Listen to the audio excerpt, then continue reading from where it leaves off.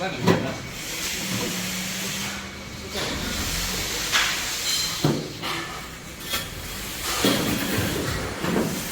ಯಾವ machine sir ಇದು?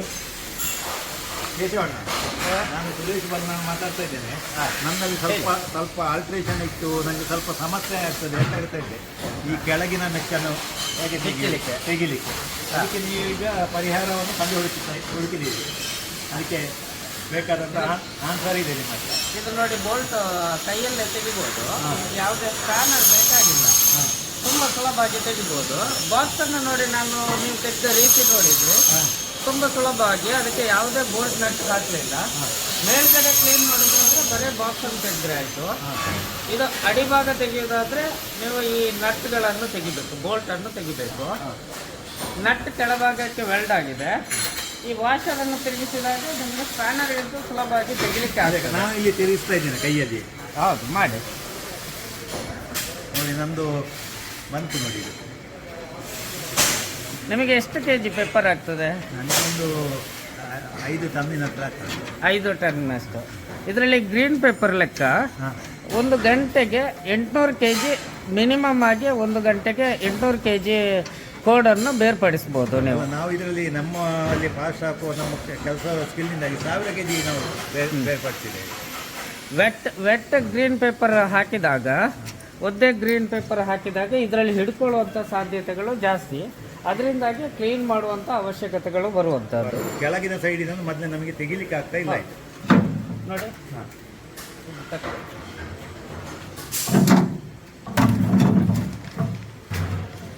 ನೋಡಿ, ಇದನ್ನೆಲ್ಲವನ್ನು ತೆಗೆದು ಅಲ್ಲ, ಹೇಗೆ ತೆಗೆಯುವುದು ಅಂತ ಮೊದಲೇ ಕಷ್ಟ ಇತ್ತು, ಇನ್ನೊಮ್ಮೆ ತೆಗೆದು. ಹೌದು.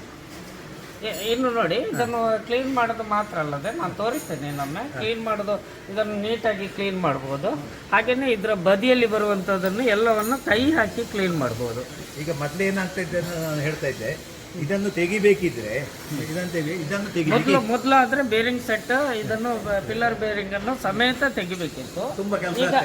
ಈಗ ಅದ್ಯಾವುದು ಬೇಡ, ಈಗ ನೀವು ಇದನ್ನು ಸಿಕ್ಕಿಸಿ, ನಿಮಗೆ ಸಿಕ್ಕಿಸ್ಲಿಕ್ಕೆ ಸುಲಭ ಆಗಿದೆ, ಸುಲಭ ಆಗ್ತದೆ. ಹೌದು.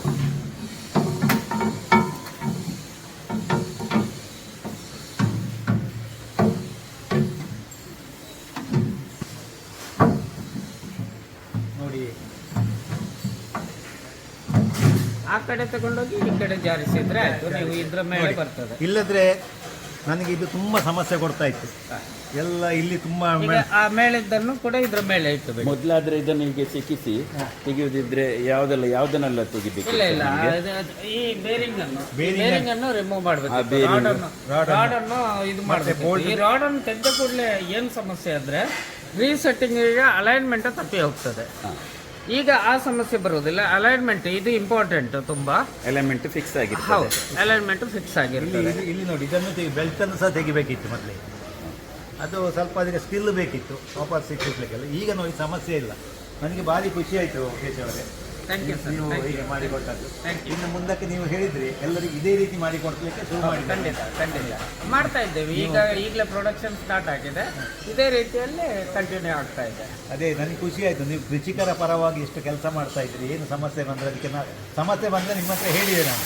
ನೀವು ಹೇಳ್ತೀರಿ ಏನಾದರೂ ಸಮಸ್ಯೆ ಇದ್ದರೆ ಹೇಳಬೇಕು.